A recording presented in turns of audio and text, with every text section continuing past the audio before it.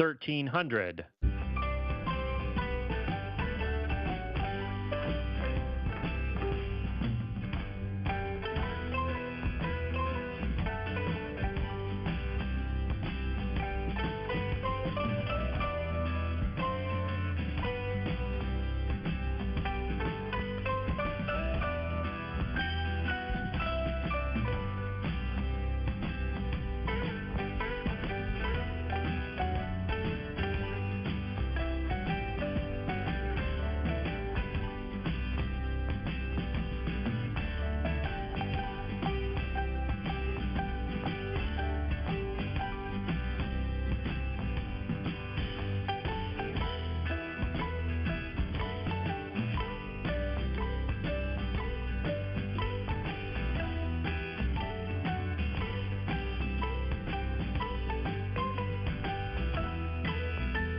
This is the Senate of Virginia, Richmond, Virginia.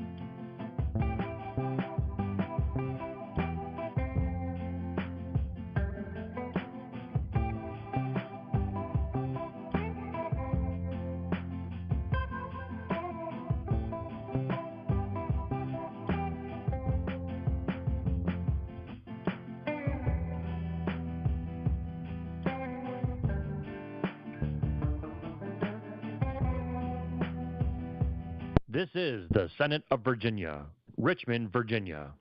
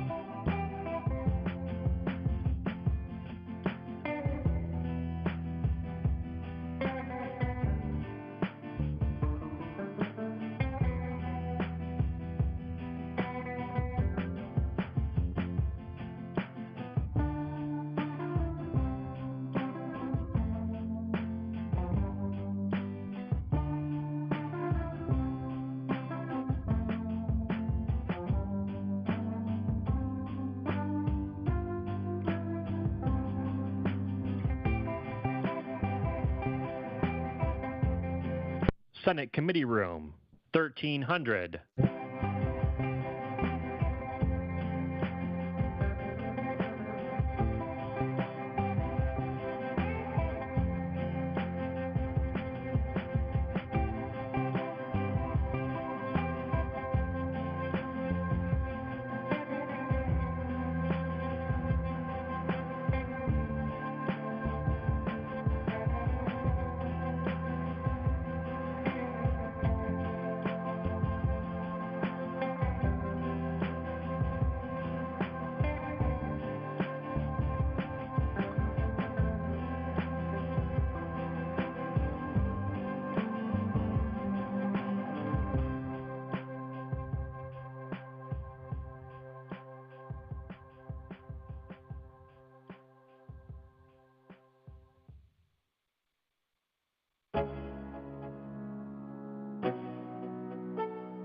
Did you know live Senate video is now available at youtube.com/@Senate of Virginia.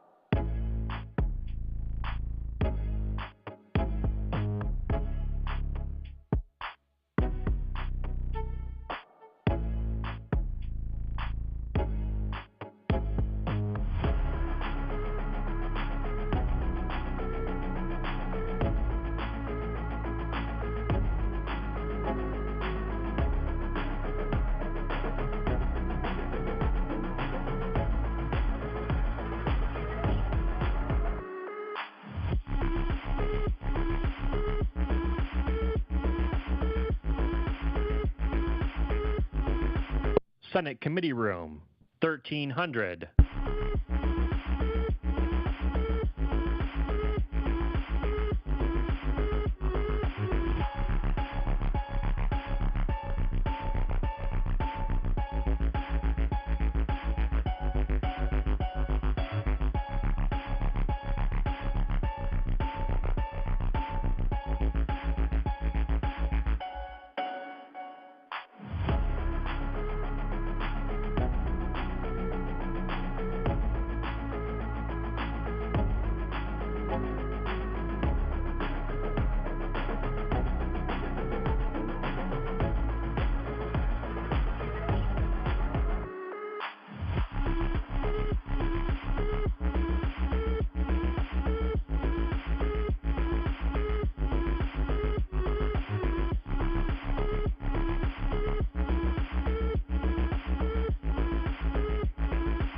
This is the Senate of Virginia, Richmond, Virginia.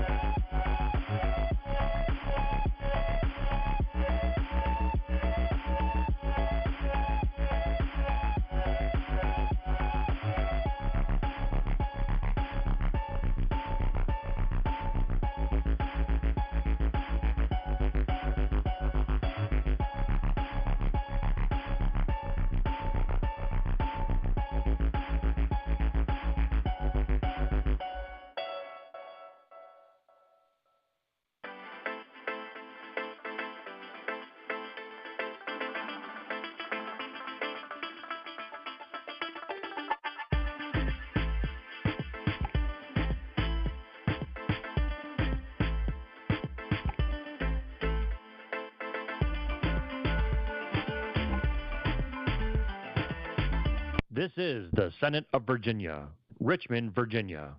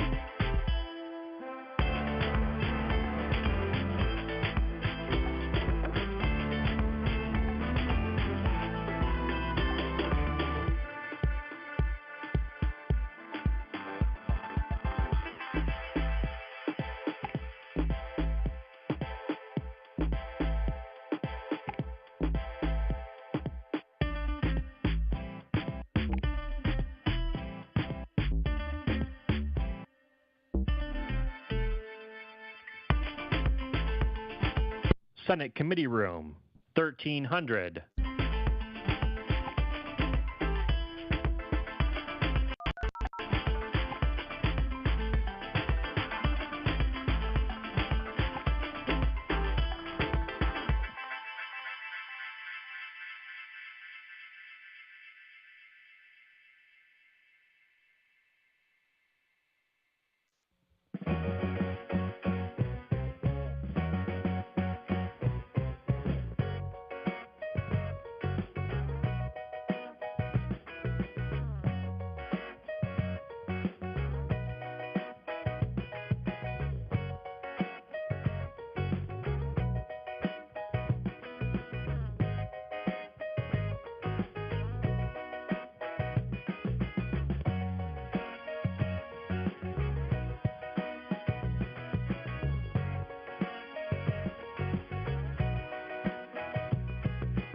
Did you know live Senate video is now available at youtube.com/@Senate of Virginia.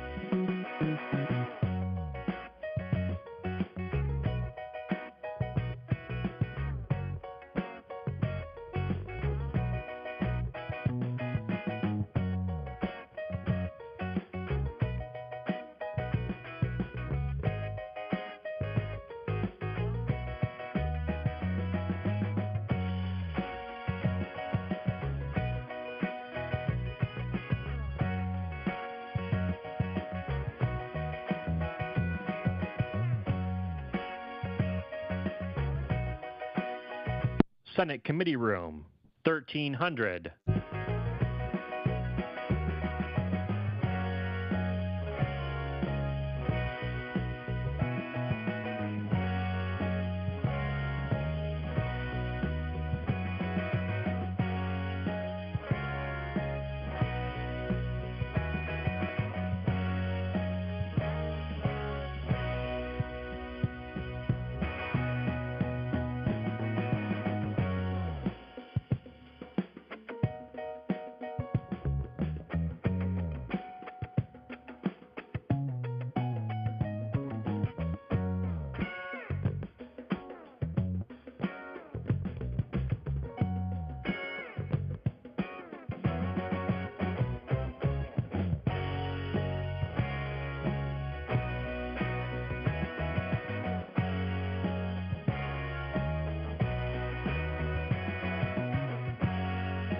This is the Senate of Virginia, Richmond, Virginia.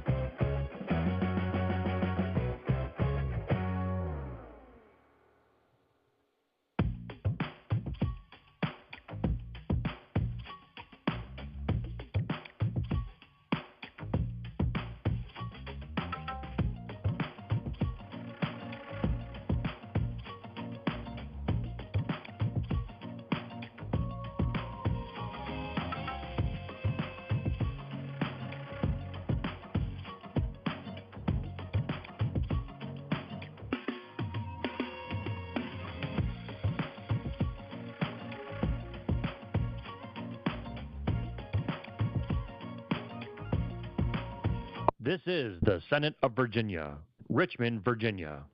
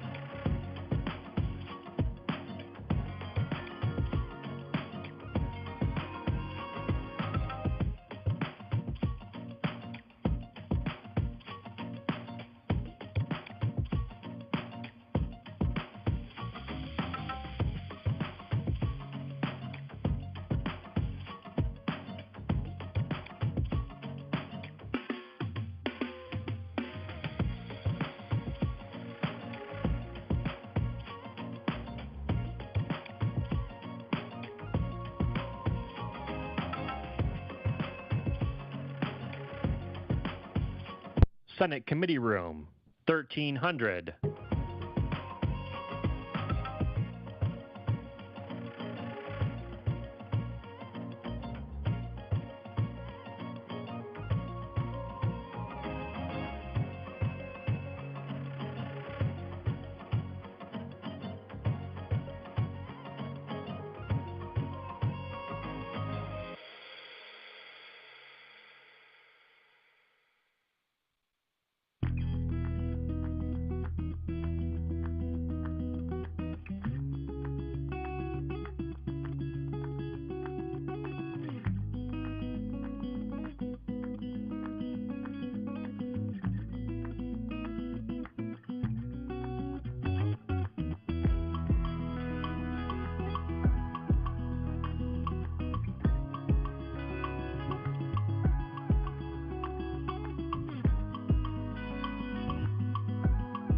Did you know live Senate video is now available at youtube.com/@Senate of Virginia?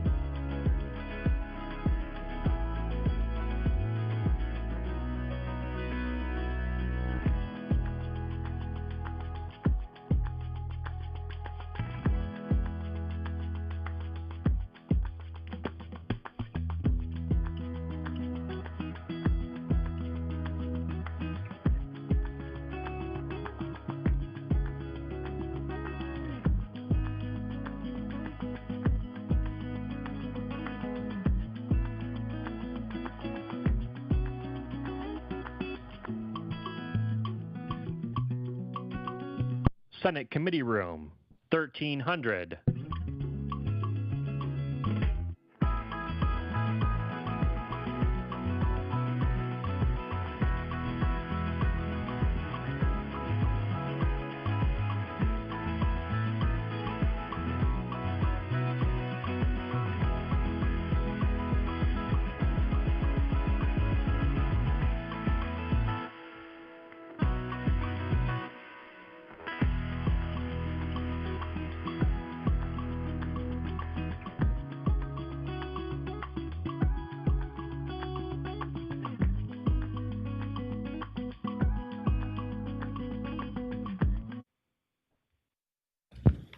Good afternoon, everybody. We have several bills to clear this afternoon, so let's begin first by calling the roll, Madam Clerk. Madam Chair, Senator McDougall. Here. Senator Locke. Here. Senator Deeds. Madam Chair. Here. Madam Chair, you have a quorum. Thank you. Well, I want to start by saying that we're going to have three of our bills that we're just going to, in the interest of time, we're just going to pass them by for the day. And that's Senator Deeds, Senate Bill 1202. My bill, Senate Bill 1120. And Senator McDougall, 1162. And so I need a motion for that? No. Okay. Now, what we're going to do is, Mr. Chairman, if you would come first, because I know you have a committee to chair. Senator Van Valkenburg. You hear me? Yes. Okay. Thank you, Madam Chair. There we go. Thank you, Madam Chair, members of the committee. This is Senate Bill 871. Since 1995, Virginia law has exempted Virginia-based printer sales of raw materials, think catalogs, letters, brochures, containers, labeling, from state sales tax when sold to out-of-state advertisers. It was created in order to make us more competitive with out-of-state printers and has been vital for the industry, much of which is in the Central Virginia region. This exemption is set to sunset on July 1, 2025, and will have an impact on our Virginia-based printers who generate $1.8 billion in economic impact and have 9,000 workers. And so, advancements in technology have made this industry only more competitive, and so, a couple $100 here and there matter a lot for getting jobs. And so we want to keep them here. We want to keep them in business. We want to keep these jobs. And so this is to extend it. The last time it was extended was 2022. The Senate voted 39-0. The House voted 97-3 to do so. And so we're asking to extend the sunset. And we have people here to testify. We will have public comment. So in the interest of time, I want to make sure that we get through this as quickly as we can. So any persons want to speak in favor of the bill? We have some. How many speakers do you have? Okay. Just one. Good afternoon. Good afternoon. My name is Brian Loesch. I am President and CEO of Worth Higgins & Associates, based in Richmond, Virginia. We are one of the largest printers in the Mid-Atlantic. I appreciate your support for this bill. I'm here to answer any questions you may have. It is vitally important as we remain in a competitive environment and our industry consolidates. We are shipping more and more out of state. It is a big part of what we do and our revenue, and we would appreciate keeping that competitive advantage that we've had for so long. Any questions of the speaker? Opposition? Seeing none, Senator Van Valkenburg, we'll turn it back over to you to wrap it up. This is going to keep jobs in this area. It's going to keep a $1.8 billion industry thriving in Virginia. And so would love for you to. Madam Chairman, Senator McDougall. and maybe Tyler explained this, but can you confirm, is this currently in the budget? And so this would keep it going forward, and what's the amount annually? Tyler. Madam Chair, Senator McDougall, the official forecast assumes all expiring tax credits and sales tax exemptions are in the forecast, so it is assumed. I think when tax last estimated, the exemption is reducing general fund by about 1.9 billion annually, and then the non-general fund portion is 1.3 million. So no budget amendment is necessary because it's in the official forecast. Thank you, Madam Chair. Thank you. Okay. Chairman has to leave. Could I get a motion? Yes, we can.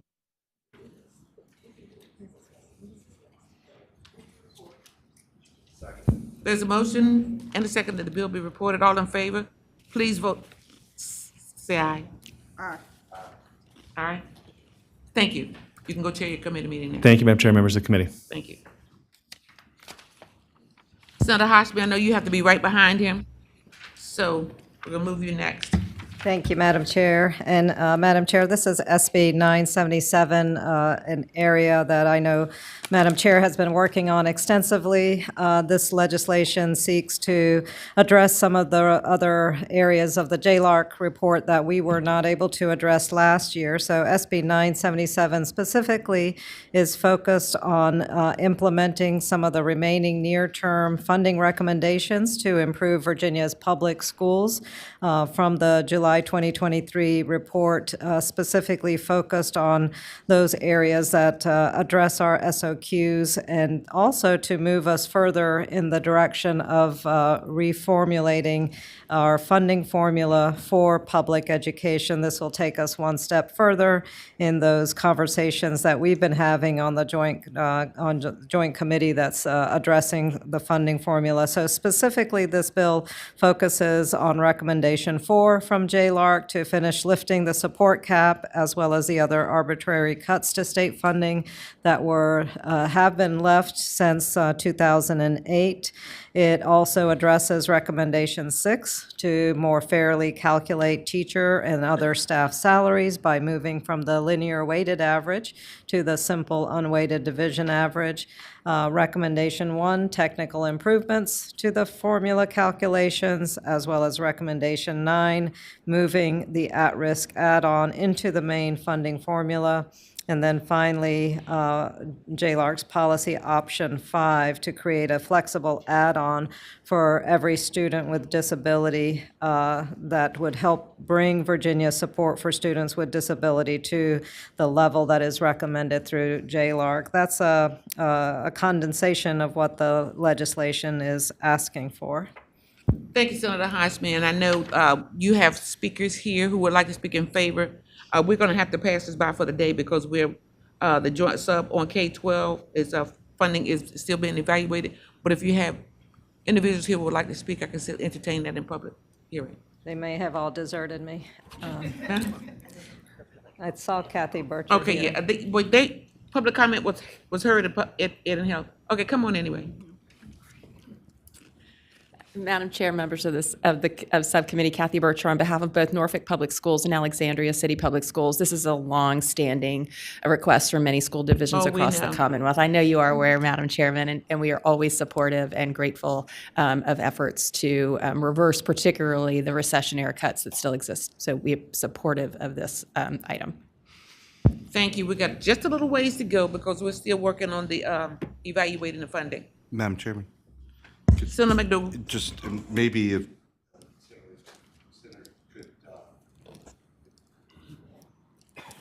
the senator or our team could let me know, am I reading this correct, that it's almost 900 million each year going forward to the base budget?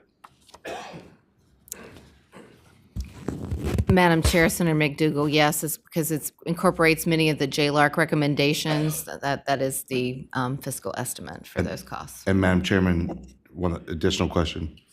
If we were to pick it up at this level, based on our forecast, we would have to have some sort of revenue increase, meaning taxes, in order to fund this.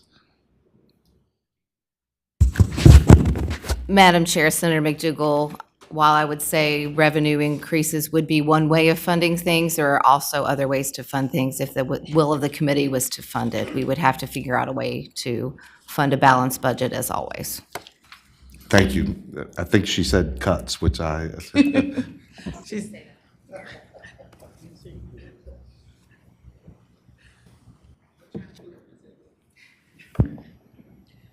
Senator Hoshby, so what we're gonna do is just pass this by for the day while we continue to wait on the evaluations. Senator Dean, do you have that motion? I made the motion. And I have a motion and a second that the bill pass by for the day. All in favor, please say aye. Aye.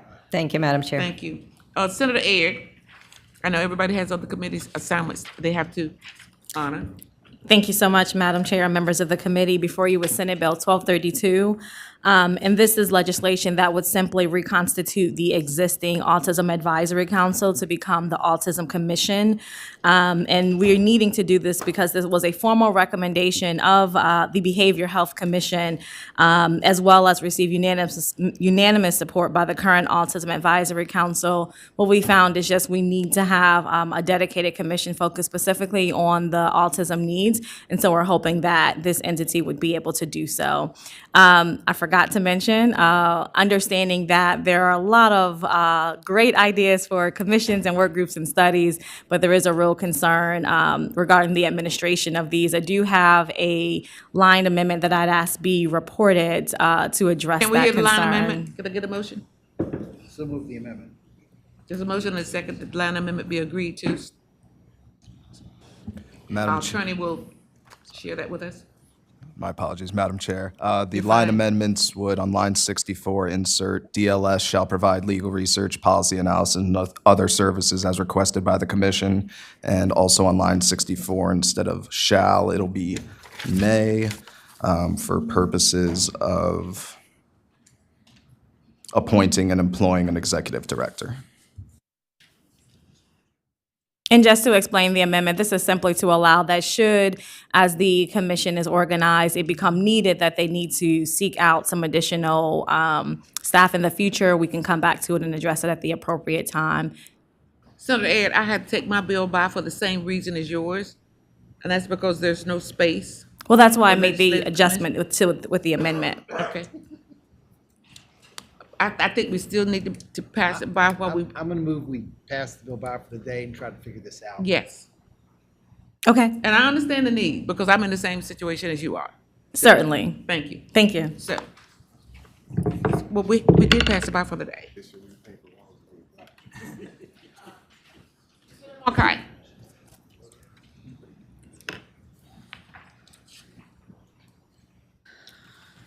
Thank you, Madam Chair, members of the committee. I have spoken to Madam Chair about passing this by for the day because we're still trying to work out a few details on the bill, and I hope that will be the, I hope the committee will so choose to do so. Right, without any, that's Senate Bill 983. Yes, sorry. Yes. Senate Bill 983 Thank you. for the Pass day. by for the day. And that's the motion and the second, so all in favor say aye. Aye. Thank you. Thank you. Senator Rouse. Good afternoon, Madam Chair. I believe I have 4 bills in front of you. Let's just start off with one first. So you want to make this your docket? No, Madam Chair, not at all. I am really proud of the work you all do in such expedient fashion. Can we start with Bill 816? 816 it is. Yes. Senator Rouse. And I believe we have a substitute to conform the bill to the version that passed the House Finance Can we Committee. let's get a motion on the substitute. It's been moved and seconded, the substitute be agreed to. All in favor say aye. Aye. And what does the substitute say? The substitute ensures that localities retain the ability to provide delinquent taxpayers with repayment plan options. The Treasurers Association supported that substitute, and the Municipal League and the Association of Counties are good with it as well. SB 816 is to strengthen property tax relief programs at the local level for our seniors and people with permanent disabilities.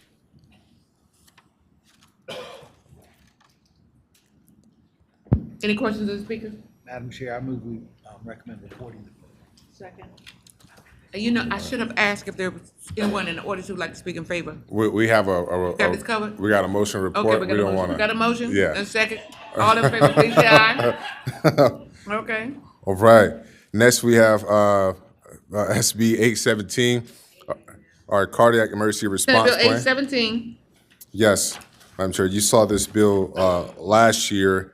It is it's for a grant program, and it is to require cardiac emergency response plans in school.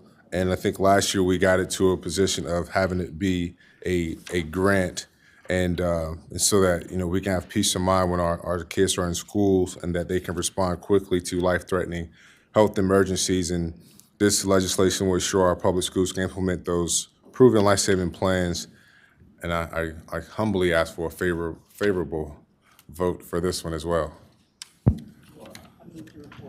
Second. There's a motion and a second that the bill be reported. All in favor, please say aye. All right. Senator Rouse, you on the roll. All right, let's keep going. Let's keep going. Now I have another great bill for you. Senate Bill 895 is the Surviving Spouses Tax Exemption Bill. The Surviving Spouses Bill, which will offer full real estate tax exemption to surviving spouses of U.S. military members who died in the line of duty. Now, these individuals already have given the ultimate sacrifice for our country, and we believe that the communities they help protect should continue to offer them the full support that they deserve. What had happened is November, the voters approved statewide referendum that made significant changes to the property tax exemption of surviving spouses, and that starts in July 1st. All surviving spouses will transition to a constitutionally mandated exemption, but however, this new exemption will only be a partial exemption for all surviving spouses, and it will be capped at the average assessed value of a single-family home for that year. This change reduces the financial support that was previously available to the families, and unfortunately means that many of them will face increased financial strain despite their sacrifices. So I introduced this bill to provide localities with the option to offer a full property tax exemption for surviving spouses so they are not burdened further. Madam Chair, Senator Deeds? do we have a fiscal impact or? Yes, there is. And as a matter of fact, this is similar to Senate Bill 900, Senator Deeds, Senator Deeds. I know you said this is a good bill, Senator Rouse, and we agree with you, but the joint tax policy local exemption costs continues to localities, and so I think we need to pass this one by for the day. Okay. So moved. Senator McDougal? Should we do Senator DeSteff's bill at the same time? or Senator they- DeSteff here? We should, yes. Senator DeSteff? Madam Chairman, I don't know if there are any differences. I did No, not there compare isn't. them. Not that I can see. Madam Chair, if I may, there actually is one difference. It's the last paragraph of the bill, which is a clarification paragraph, which actually protects the commissioners of the revenue. We worked with the AG to make sure that there was no issues with it. The way we were structuring it, they said there was, so we had that language in that last paragraph. So no matter what, it needs to be in both bills.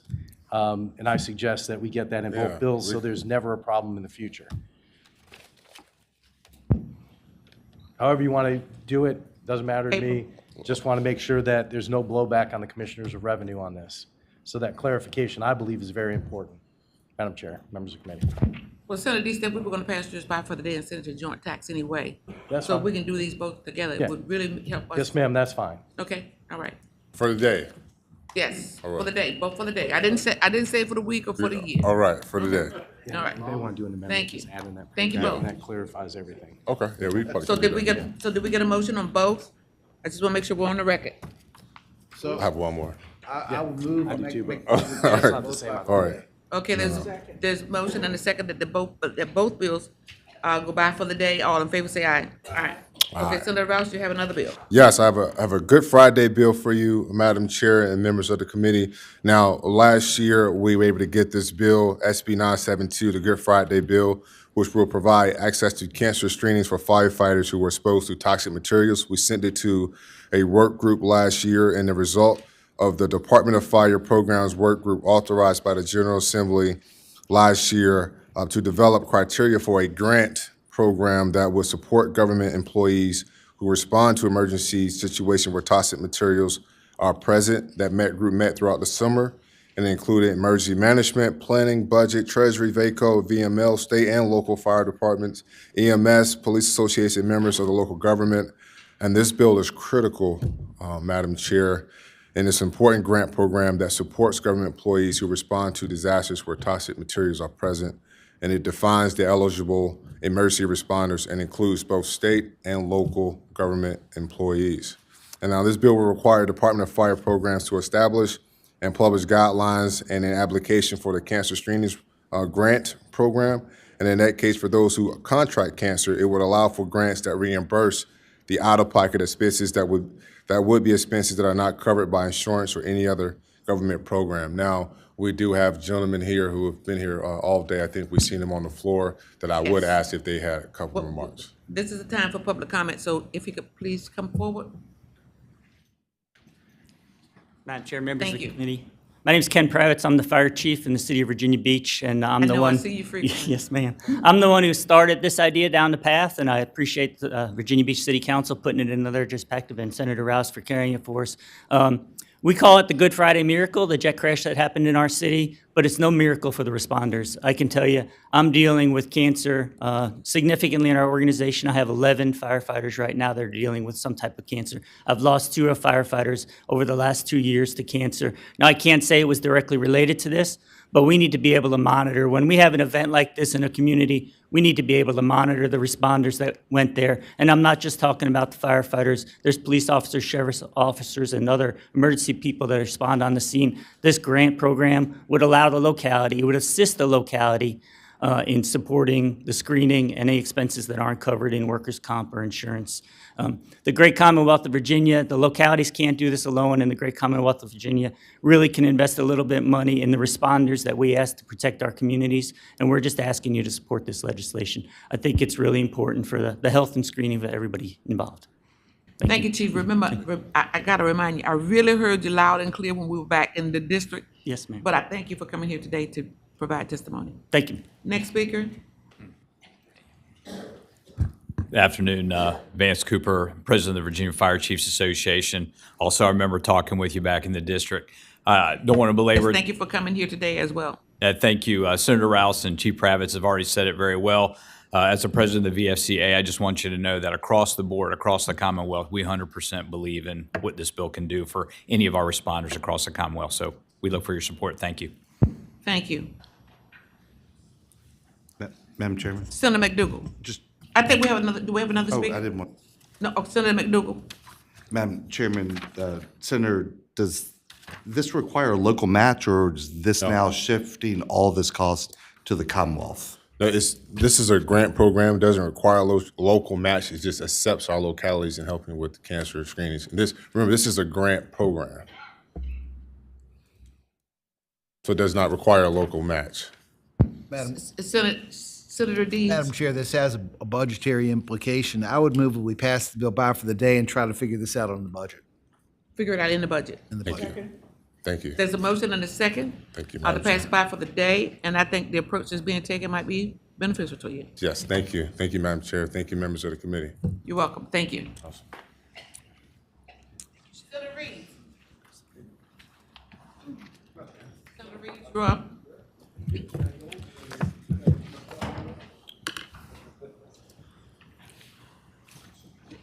Thank you.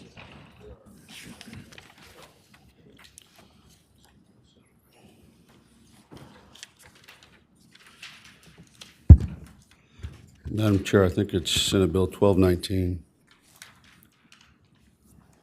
Yes, it is. Okay, you have our attention now. Senate Bill 1219. Thank you, Madam Chair. As you recall, you and I have talked, and it came out of committee to set up the General Assembly Legislators Compensation Commission established. It establishes this commission to be formed every 4 years for the purpose of reviewing the salaries, expenses, allowance, retirement benefits, and other salaries received by members of the General Assembly, determining whether any adjustments to salaries or allowances are needed. The 9-member commission shall be appointed as follows: 2 former members of the Senate of Virginia, 2 former members of the House of Delegates to be appointed by the Joint Rules Committee, and 5 non-legislative citizen members with the governor, the Speaker of the House of Delegates, the House Minority Leader, the Senate Majority and Minority Leaders, each appointing 1 such member. Any adjustments made to salaries, expenses, allowances, or other salaries or benefits enacted in a budget bill based on upon the recommendation of the commission shall not be effective until January 1st of the year immediately following the general election for all members of the General Assembly. The financial impact is a whopping $5,400 to set up the commission. Senator Reed, do you have speakers here to speak in favor? I'm looking at 6 or 5 of them right now. Oh, is that right? Okay, Senator Dees, talk to him. Madam Chair, I move we recommend reporting the bill. Senator McDougal. Madam Chairman, I think if you want to move this forward, there probably needs to be an enactment clause which would require the appointments to be made within 30 days of the, That is correct. of when the bill would go into effect. So Okay. I make that motion. That's part of the motion. Okay, there's a motion and Senator D seconds. All in favor of that motion, please say aye. Aye. Now move to report as amended. There's a motion and a second that the bill be reported as amended. All in favor, please say aye. Aye. Senator Reeves, have a good day. Thank you. We're a little bit closer. Get in there. Senator McPike?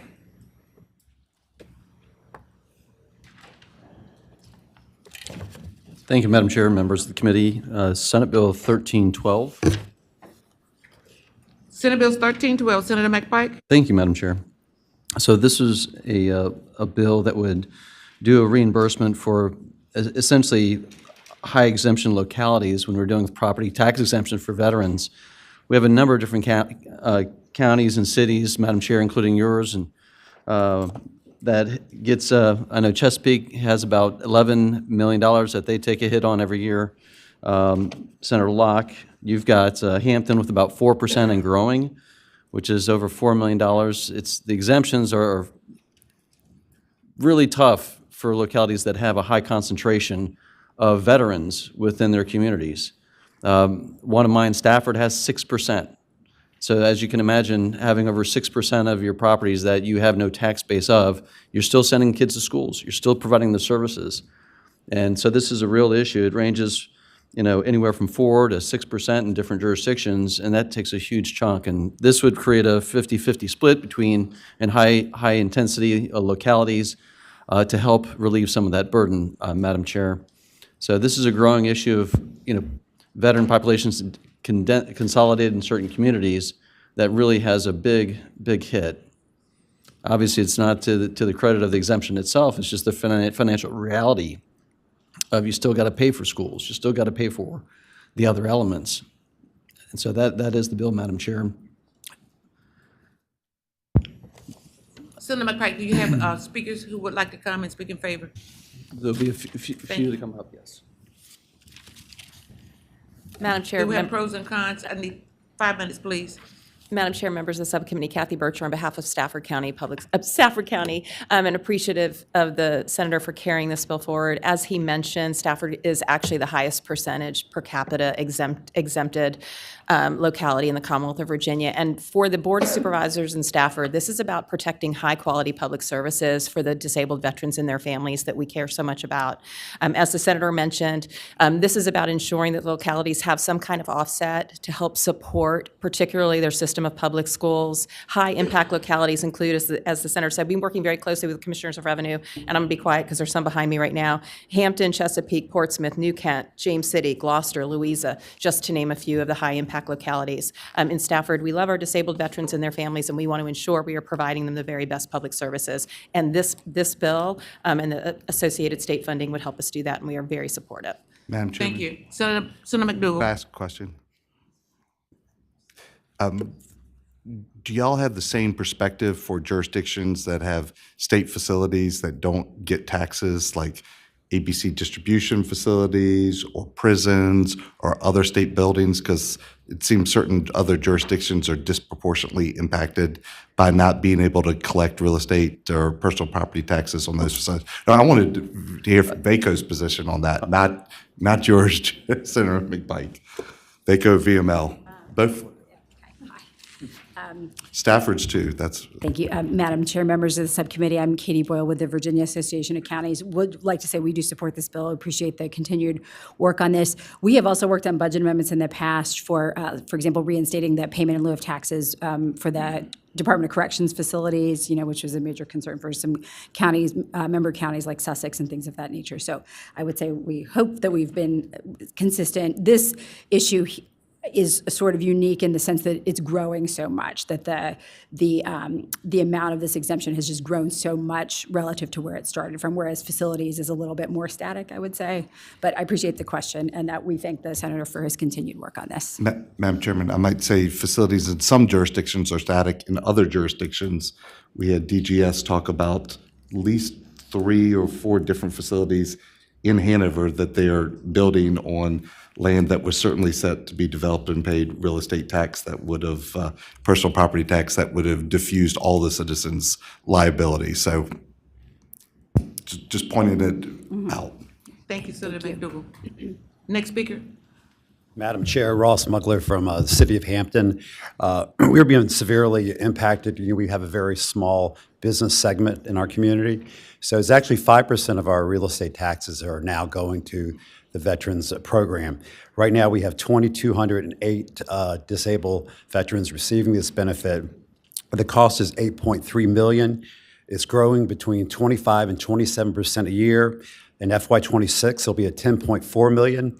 And to bring it home, we had to do away or virtually eliminate our tax relief for the elderly and the disabled because it took all the funds we had available. So that's real. And if you can do anything at all, we could probably open that program up and reinstate some of these programs that are very needed by our most vulnerable in our community. Thank you so much. Madam Chair and members, I don't want to belabor the point. I want to appreciate Senator McPike for bringing this forward. You've heard the concerns. It is encroaching on local options, issues that need to be addressed in their communities. The program is growing exponentially, 27% a couple of years ago, 25% last year, and then 20% in the most recent year. So, Senator Deeds. Joe, you've sat up here. How much do you think this would cost statewide? Madam Chair and Senator Deeds, our latest estimate is that it's $240 million statewide. That is not a complete estimate because not all localities are reporting the information to the Commissioner of Revenue, and you have some localities that haven't reported in a couple of years that we've had to move the cost forward, but at least $240 million and growing. Thank you, Madam Chair. Chairman, maybe Joe could answer this too. This really changed in the last 12 months, correct? These numbers? Madam Chair and Senator McDougal, no. The program, when it first started, was about $8 or $11 million in 2011, and it's now at $240 million. So it's growing by more than 20% each year of the last 3 years. Madam Chairman, Senator McDougal. I thought that in the November vote, there was an expansion of this program. Do these numbers contemplate that expansion? Madam Chair and Senator McDougal, no. Those figures are not reflected in there. I believe Senator McPike has said you're probably talking about 180, 200 people. Sorry. Thank you, Joe. Thank you, Madam Chair. Senator McPike. Thank you, Madam Chair, for the opportunity to lay out sort of the challenges and problems. I also feel for Senator McDougal's issue. We also have federal buildings. We have also in Marine Corps Base Quantico. We also have land that's being consumed by other things in Stafford, right? So it's not. We all feel a part of that. But I think the biggest thing is these homes also send kids to schools, right? Office buildings typically don't. Yes, it's a hit to the tax base. But this is something we got to figure out, and I don't know if it's a different percentage or something. To Senator Deeds' point, if even at a 50-50 split, you're talking over $100 million. I know we're not going to have the resources to do that, but do you target 3% or a different percentage to help start to buy down? Alternatively, I know this committee is going to consider how do you deal with this in terms of either the LCI or in school funding or other mechanisms to help backfill where we have veterans populations that are not being supported from their local real estate because of these exemptions, right? I think the committee, before the committee, outside of this bill, has a number of different vehicles to think about tackling this issue, and I think it's an important one. Senator Locke in Hampton, looking at, those are updated numbers for the numbers I had from 4 to 5. It's, those numbers are growing, and when you have essentially a 5% cut, those are real things. Those are real things that are coming out, like the elderly and disabled program being cut. Right, those are the choices localities are making. It's an awfully large ticket item. Senator Deeds. Madam Chair, in a year when we're seeing the largest ever mid-budget shortfall Medicaid, $100 million is just not going to fall out of a tree. It's more than 102. I think we have to gently pass this bill by for the indefinitely. I heard a motion. I hear a second. All in favor of gently passing the bill by indefinitely for all the reasons we understand, please say aye. Aye. Thank you, Madam Chair. Thank you, Senator McDowell. I'm a no. I know you're a no. I live in Hampton. I know. Senator D. Staff has another bill. You still here? Oh, yeah, there he is. Senator D. Staff? Madam Chair, members of the committee, thank you very much. This last one is the aviation tax credit bill, and this sunsets July 1st, 2025. What this bill does is it extends that sunset indefinitely, and how this will help is for our smaller airplanes and mid-size airplanes that once that tax credit goes away, these planes would, and the maintenance on them would go away as well.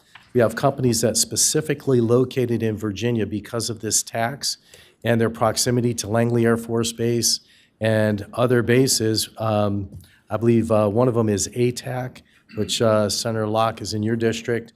These companies would literally get up and move to Maryland, or the individuals would move to and fly to Tennessee, West Virginia, Maryland, and just have their repairs done there. So we believe this is a great thing. It keeps them here. It keeps them all the maintenance here, and it keeps our schools who train the trainers and the technicians here with a true flow of from high school to the workforce, and keeps them in Virginia. Happy to answer any questions on this, but it also helps with the new drone expansions that we're having in the billions of dollars in Virginia. Questions of the patron? Madam Chairman, Senator McDougal. Senator, is this the same credit that Senator Miller put in place some years ago? And the concern was that we were having a lot of facilities, particularly in Newport News, that, and maybe Hampton, I don't know if I recall that specific level of detail, that were getting ready to leave if it wasn't in place? Madam Chair, Senator McDougal, that is correct, and I believe Senator Miller put this in, I want to say it was 16, 18 years ago, maybe 20 years ago. Yeah, it's been a long time. But yes, Madam Chair, Senator McDougal, yes, this is the program, and truly it has, and we've seen the expansion. ATAC is a good example. There's one over in Newport News that has expanded the airplanes they have, and with that expansion comes the maintenance on it. In Virginia Beach, the old airplanes we have with Jerry Yeagan and Tidewater Tech, massive expansion of airplanes over the last 20 years, and with that, mechanics. Madam Chairman. Senator McDougal. Just discussion of members. I would think if we decided to do this, that it would need to be a change of the date from 2025 to 2030. That would be a more consistent policy. I don't know that we've been eliminating sunsets altogether. I'm not saying that the committee would like it, but that would at least be in a posture that would be consistent with how we've viewed things. Madam Chair, I'd see that as a friendly amendment from Senator McDougal. What would be the wish of the committee? Well, let me get the we got a public hearing, so let me hear from the speakers first. Madam Chairman, Bud Oakey, President of Virginia Aviation Business Association. The bill, thank you to Senator DeSteph for introducing this, and on the Senate side, there's a companion bill on the House side. A few statistics. I've got information here. This map, which I can hand out to you, shows our competition by size of aircraft. The smallest of aircraft can go to every single surrounding state and the states beyond them. Larger aircraft, like some of our larger corporate aircraft that are flying out of Virginia, can go to Texas, to Wisconsin, and farther beyond the Mississippi River. Likewise, they're coming now, right now, in our latest surveys we've had since this tax increase, since COVID, we've had average increases in high-end maintenance work of 10%, right at 10% annually since COVID. We had even work during 2020, during COVID. we're 81% of the facilities with this tax have seen increases. 63% of the business owners are receiving out-of-state works coming from North Carolina, Maryland, Florida, Georgia, Pennsylvania, New York, West Virginia, South Carolina, Ohio, Tennessee, Colorado, Delaware, Kansas, Texas, Maine, Michigan, New Jersey. It's a very nomadic industry. The bricks and mortar to support the maintenance facilities are not the expense. It is the high dollar expense that is required in maintaining an aircraft's airworthiness, no matter what size, that requires ongoing maintenance. So moving the aircraft, no matter what size, to another state is very, very easy. These circles are 2.5-hour flights for those respective size aircrafts. That's a small drop in the bucket compared to the overall cost. ATAC is a very, very good example. Today, the Aviation Caucus heard from NetJets. I think everybody knows who NetJets. It's proportional. It's one of the largest proportional share companies. They have no base for their aircraft, so they schedule maintenance in. And right now, a major percentage of their Eastern Seaboard maintenance is coming to Virginia. But they can easily go to these other states in the way they schedule that. And that's the real benefit, is the work that's coming into. A company like ATAC is a perfect example with the speed that they fly, that they can go down towards Cherry Point, keep it close to the bases they're serving out of your areas, or they can go up into Maryland. Thank you, ma'am. Thank you for that testimony. Senator D. Stiff, there may be questions of the committee. Happy to answer any questions, Madam Chair.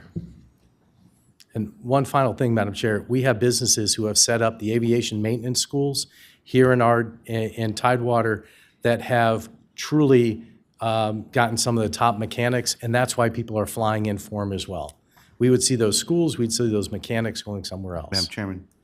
Senator McDougal. Madam Chairman, I'd move that we change the bill to put a sunset date of July 1, 2030. There's a motion and a second that the sunset date be changed to be consistent with committee policy and the Appropriations Act to July 1, 2030. All in favor of that motion, please say aye. Okay. Motion on the bill?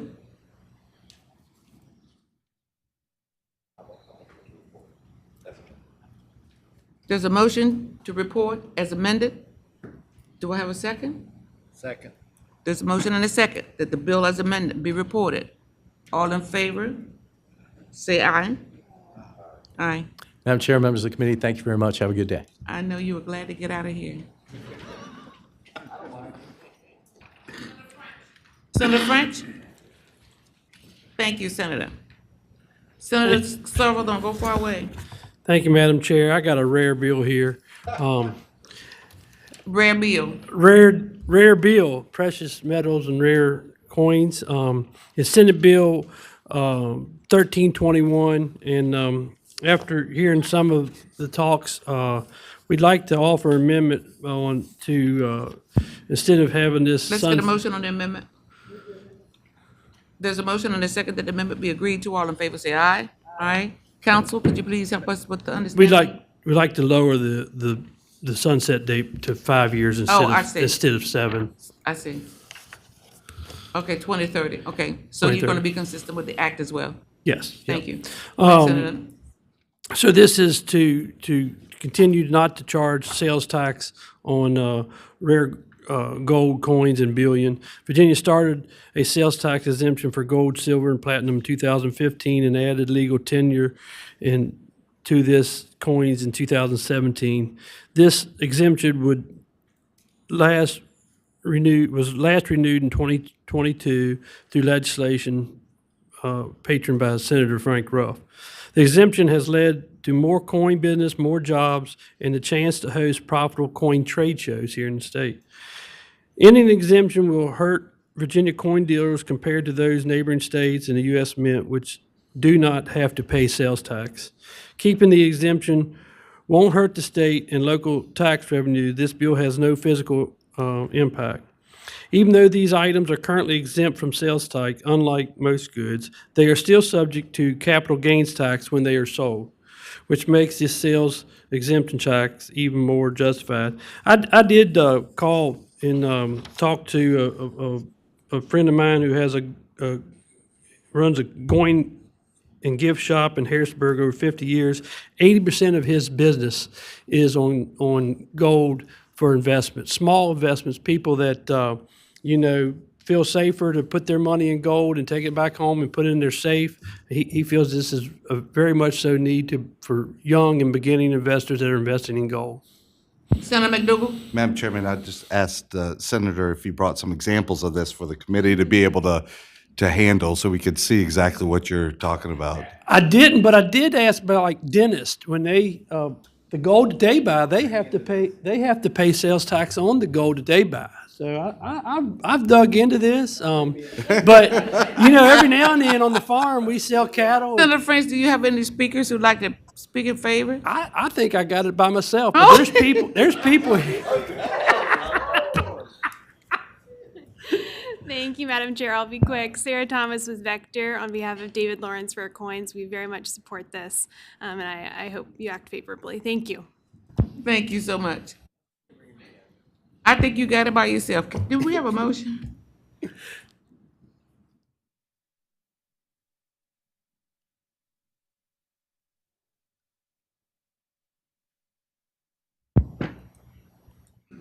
Senator French, it fails for lack of a motion. Madam Chairman, as you know, I very much don't like us not having a motion, so, but I don't want to I probably want to support this, and that might not be the will of the committee. So I'll make.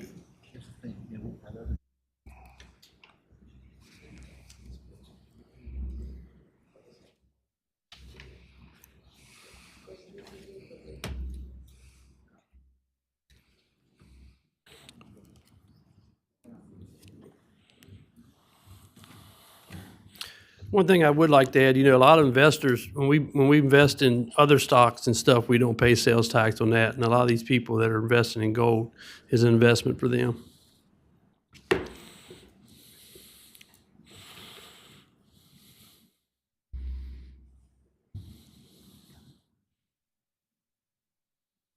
I know Senator McDougal does not like not making a motion, but I don't hear one. Madam Chairman, I won't make because I'd just rather us have a motion than not. And you So you'll probably get a substitute motion. So I'll make a motion to report as amended.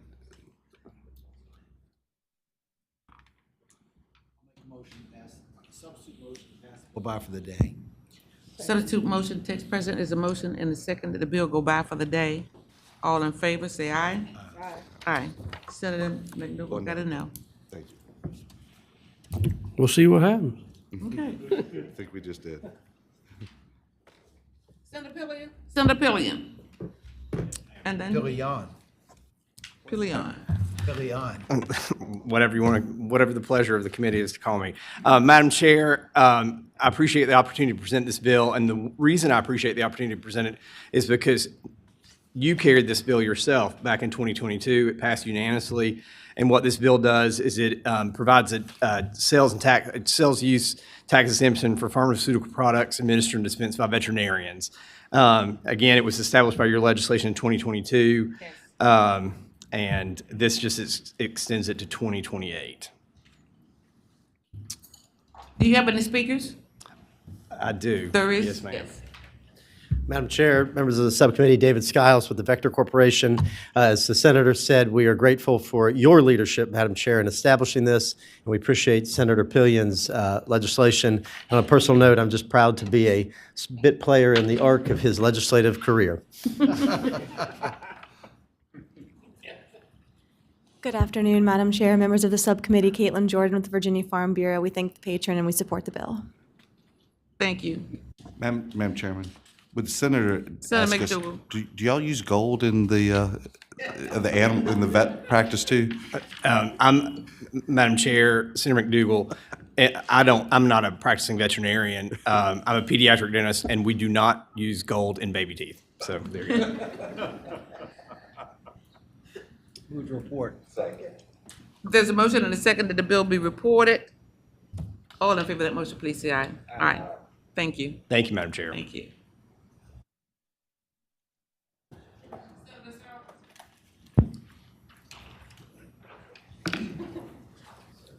This is our sign-up sheet. Thank you, Madam Chair. So I was out in the hallway negotiating something else. We're going to do 1402 first? Huh? Oh, sorry, 1172.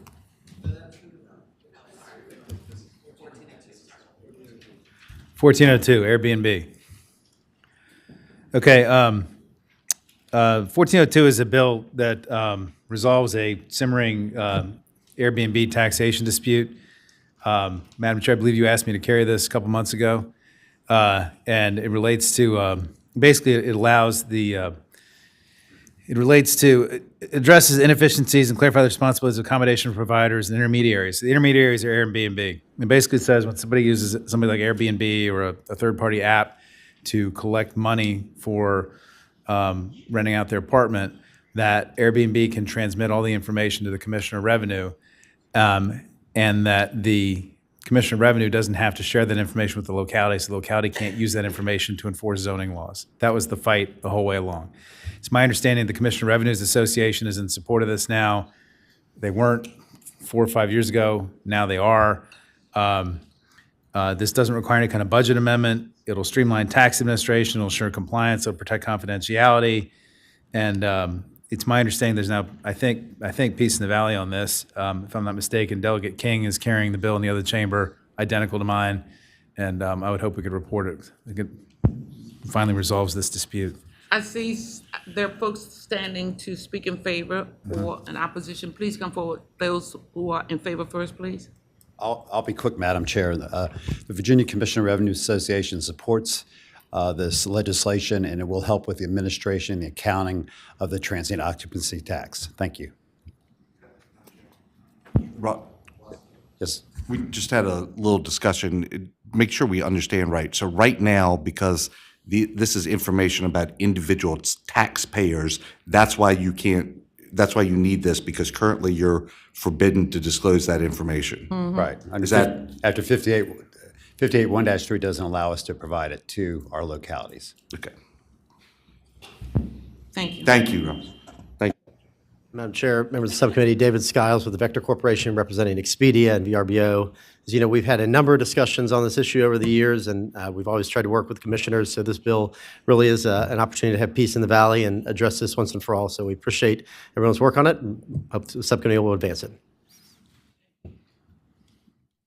Madam Chair, Ron Jordan representing Airbnb. Let me clarify, if I might, Senator McDougal's question.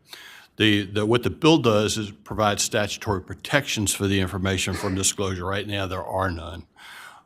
So the information that's collected can only be used for tax purposes, not for anything else. That's what the first part of this does. And Senator Deeds, Madam Chair, Senator Deeds, we work with Todd Divers and Maggie Reagan, who you know well, on both. I do, but Ron, I know that not every Commissioner of Revenue goes along with this. Well, the association did, so. Madam Chair, I just want to know what this language means. You can't, it doesn't say not for zoning purposes. It just says that one can't talk to the other. And so how do you know you're getting the right information? No, all right, Madam Chair, Senator Deeds. They get the information, then the commissioners can then use it to audit and verify they're getting, what the commissioners are concerned about is getting the information to ensure that they are getting correct information, and then they can check their tax records to compare the gross receipts against that address. That's their role. The concern is that allowing any use of tax information for other purposes other than tax administration is a slippery slope that we don't want to go down. Just look north to DC and see what some of the things that can happen.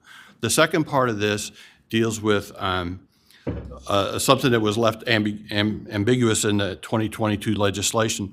Right now, when the 22 legislation made the intermediary the taxpayer, left unclear was whether or not the person, the host, has to still file a tax return with localities every month, even though most of them are booking through the platforms. This says if you can attest once a year to the commissioner that I'm booking all my stuff through the platform, and I don't have to file a return every month that has nothing but zeros. A couple of commissioners were already going to do this. Virginia Beach was going to do this. Charlottesville's going to do this. This makes it clear that it's statutorily authorized. Thank you. Thank you, Ron. Any questions of the speaker or the patron?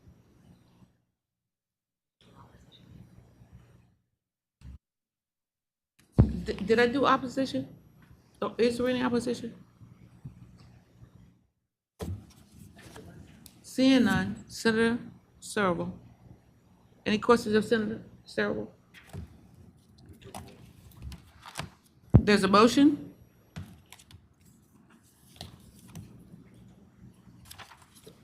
All I hear is humming right now, so hold a second.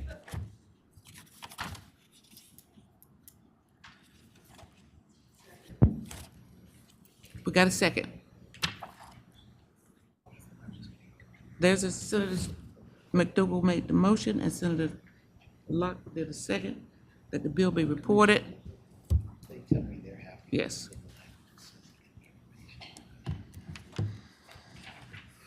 All in favor say aye. Those opposed say no.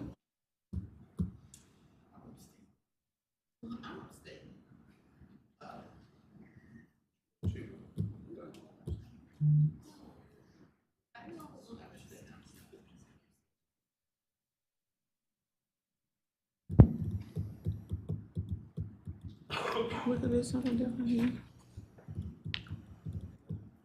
So 2 report and 2 abstain. It goes to the full committee without a recommendation. That's probably gonna be your better shot. Goes to the full committee. Senator Searle. Yep. See Got you it. full. I'll be there. Okay, thank you. I know you will. You got one more bill.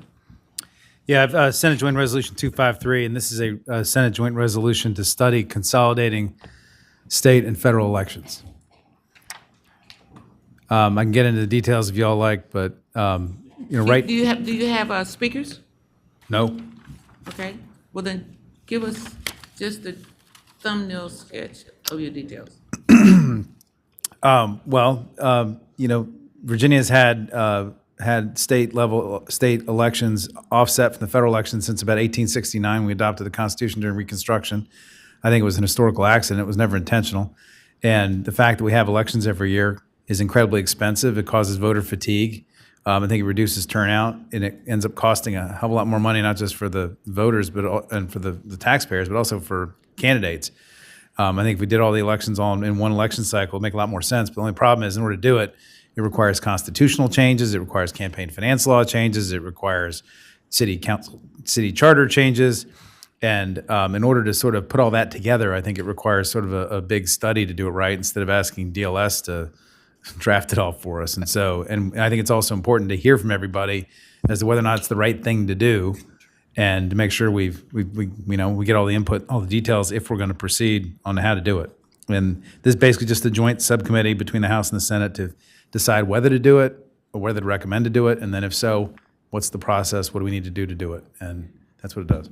All right.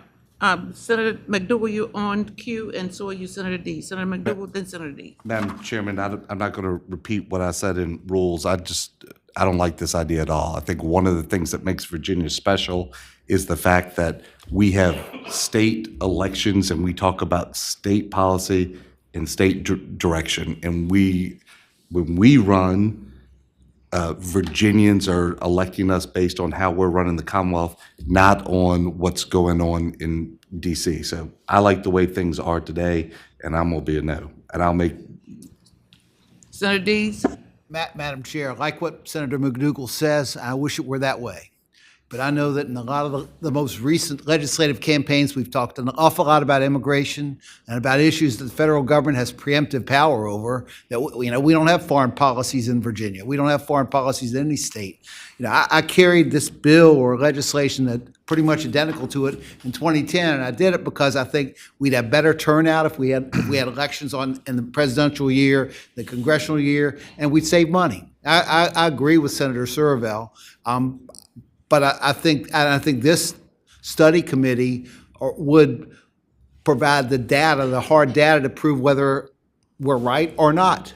And if we are right, then there's an awful lot of work to do, as Senator Servell pointed out. Not only is there constitutional change that has to occur, but there's the practical figuring out of who, how we get from even numbered term, even from our terms that are set in odd years to terms that would begin in even years, how we do change the statutory law. There's an awful lot of work to do, and this is probably 5 to 8 years away from happening, even if we started today. But I think that it's something we ought to do. And I don't know if this was heard in rules. I don't know if you need to take public testimony, but if you don't, I'll move the report, though. The Rules Chair would like to speak first. Okay. Senator Locke. Thank you, Madam Chair. I think that it doesn't hurt to get information. And that's what this joint subcommittee would do. Provide us with the information to see if this is indeed feasible. They may come back with leaving things the way that it is.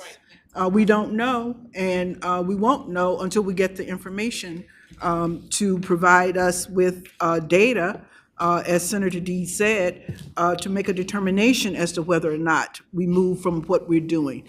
And I don't know who said it about insanity, doing things the same old way and expecting a different result. So I think that it's important that we move forward just to figure out, if we do indeed need to do something differently. And I'll second Senator Deeds' motion. Okay, there's a motion and a second that the bill be reported. Any unreadiness here? All in favor of that motion, please say aye. Aye. Senator McDougal, you want to record your note? Usual suspects. Okay, thank you, Madam Chair. Thank you, Senator Sorrell. Senator Sudeline? See, I didn't see him over there. Hello, Madam Thank you, Chair. Senator Sudeline. Thank you, Madam Chair. I have Senate Bill 1172. Senate Bill 1172. Thank you. Go right ahead, sir. Thank you, Madam President. Anyways, Senate Bill 1172 seeks to eliminate the remaining portion of the state grocery tax that's collected by local governments, and it also provides for the backfilling of the localities thereof. I don't think that it makes sense that we tax groceries or personal hygiene products. And we've started the campaign. I think we should finish it of getting rid of this very regressive tax on Virginians. Any questions of the speaker? Public comment?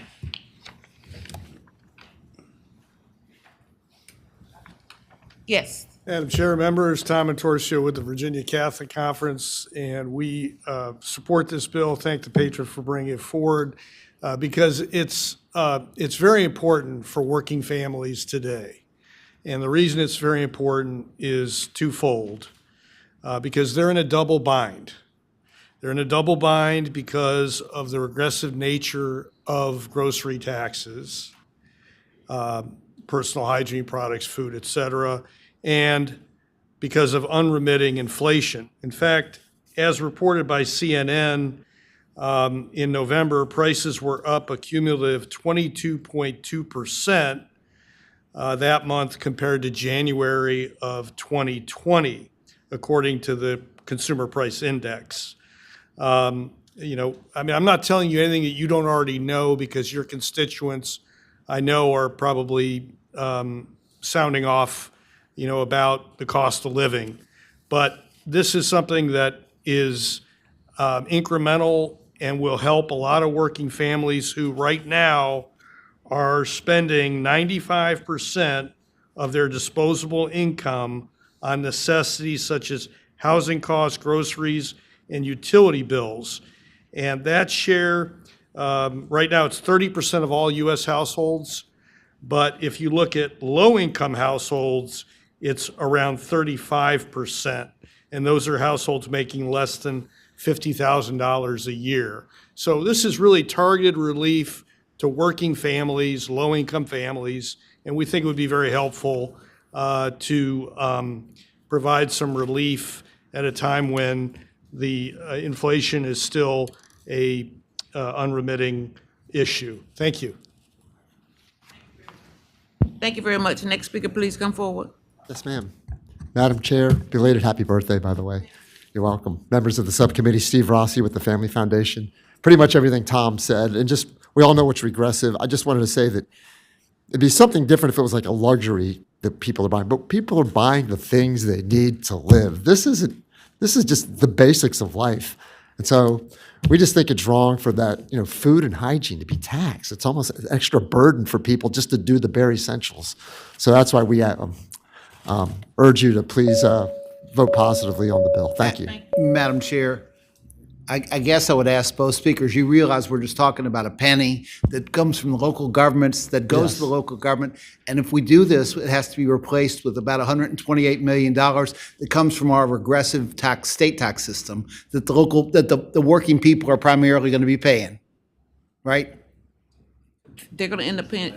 They're going to end up paying. They're going to end up paying anyway. You pay, yeah.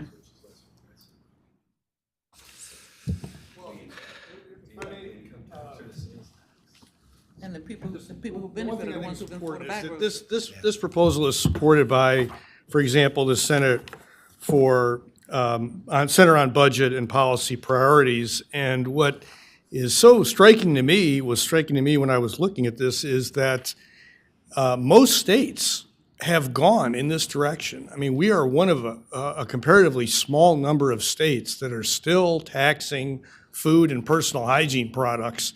So, I think you make a, fully legitimate point there that, yes, there is a cost offset involved. And Madam Chair, you agree with me that the state's not taxing anybody for food that this is a local tax. Right, it's a and that local the tax. localities could repeal their ordinances and figure out how to get the revenue another way. Well, it's a local tax. You're so right, Senator. It's a local tax, and that's so right.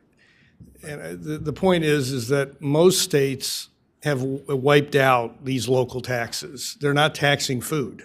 So, when you're talking about folks that are so reliant upon, their paycheck, week to week, month to month, it really does add up. Even these little things, might help them put a little bit more food on the table. And so we certainly appreciate your consideration of this, and we hope that it's the will of the subcommittee to support it.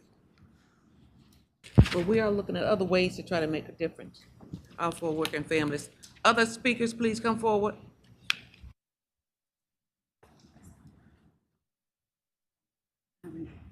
Madam Chair, members of the subcommittee, Katie Boyle again with the Virginia Association of Counties.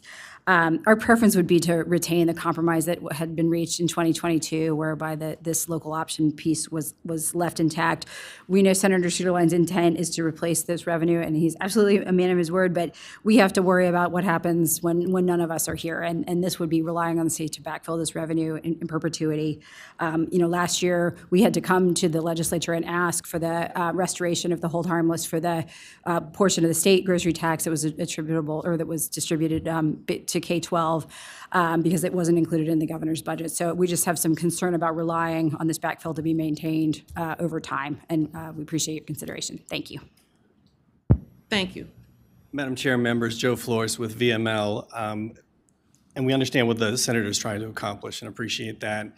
This is an option that localities were given to raise taxes, raise revenues by 1% on food. All localities have taken up that option. Senator Deeds, our understanding is that this brings in about $320 million a year and growing. So that's the amount of general funds that would have to be replaced, and that would be assumed in the bill if that were to occur. Senator Deeds. And I apologize, but that's kind of our biennial cost, at least according to the information I've got. And for the remainder of this tax year would be $128 million about. But you may be more accurate than we are. I don't know. Madam Chair, Senator Deeds, the estimate for 127.7 million is because you're collecting 7 months of sales tax before before you repeal the 1% on food in this proposed. So Madam Chair, members, I believe then the annual cost is $320 million a year. So that's a significant impact on localities, and this is a flexible pool of funds that we use to address all of our needs. So thank you, Madam Chair, members. Thank you, Jeff.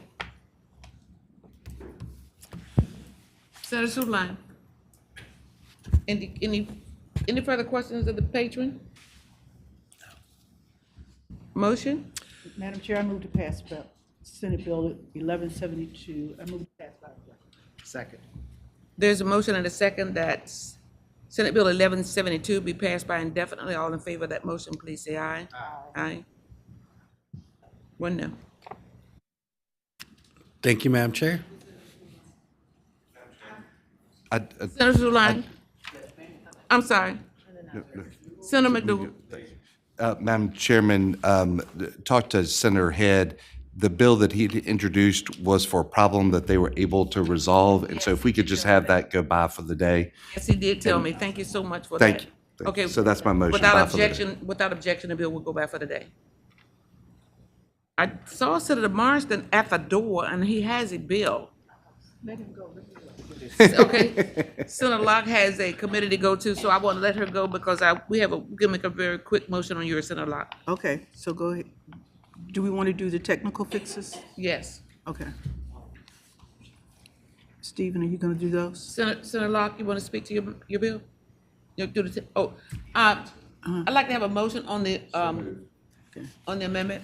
There's a motion and a second that the amendment be agreed to. All in favor, please say aye. Aye. Ayes. Council? Madam Chair, 3 of the amendments are technical in nature. The first one requires DHCD to consult with public housing authorities as well in the implementation of this new program.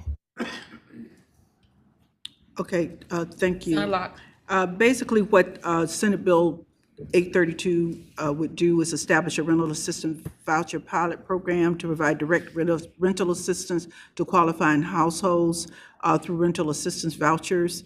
And Madam Chair, what I would propose that we do is to pass this by for the day so that we can evaluate it in the Senate budget. Second. Oh, there's a motion and a second that the bill be passed by for the day. All in favor of that motion by the patron, please say aye. Aye. Thank you, Senator Locke.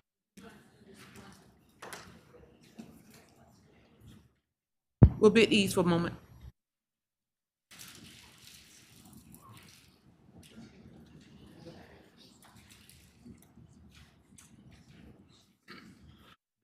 The Senate of Virginia, Richmond, Virginia.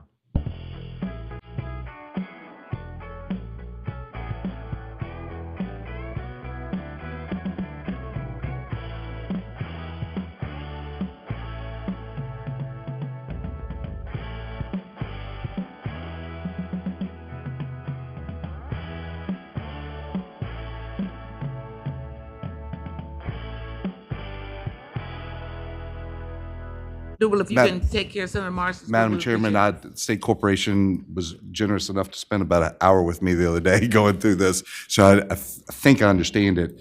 Right now, there is a tax on the largest users of electricity. So those are not individual ratepayers, but they're corporate ratepayers. The administration of and that's how the State Corporation Commission, because they're independent judges entity, that's how they pay for their operations, including reviewing what's in the best interest of the ratepayer. They also right now have maintain a 6-month balance in that. So this would, because their costs are increasing, this would increase the amount that they're collecting. It would let the cap go up so they could collect more, but it would reduce the amount of time that they are maintaining a balance from 6 months to 4 months. So it ends up being a very small dollar amount per the high business users, but it lets them continue their administration. And they could probably correct me on the year, but I think it's been a significant period of time since they've had a rate increase. Senator Marsden's here. I was just. Well, so you've given us the detail. I think there's a speaker. If you could please come forward, I think that we could pretty much wrap it up so we can move right into full. Madam Chair, subcommittee members, Joe D'Amico with the SEC. I want to thank Senator McDougal for presenting the bill and Senator Marsden for carrying the bill for the SEC. Senator McDougal kind of hit it right on the mark in that right now, the activity that we perform within the SEC to regulate the electric utilities is a non-general funded activity. The revenues for those non-general funds are found in this section of the code. What we're doing is we're adjusting the rates on the larger consumers of electricity. That would be the industrial and the commercial consumers of electricity, and it funds the activities associated with the work that we do to regulate the electric utilities. The last time the rate was adjusted was in 2020.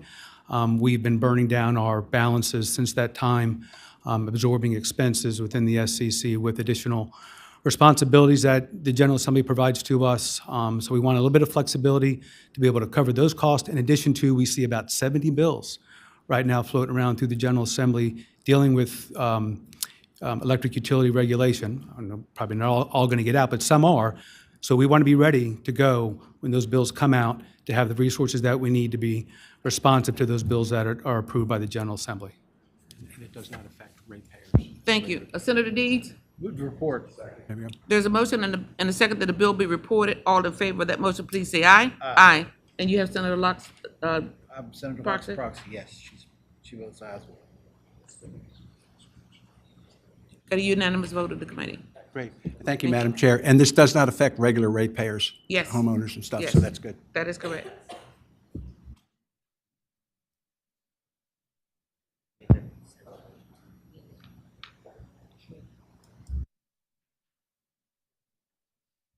This concludes our docket, so I'm going to gavel out of this so that we can go right into full. So, committee will rise. The Senate of Virginia, Richmond, Virginia.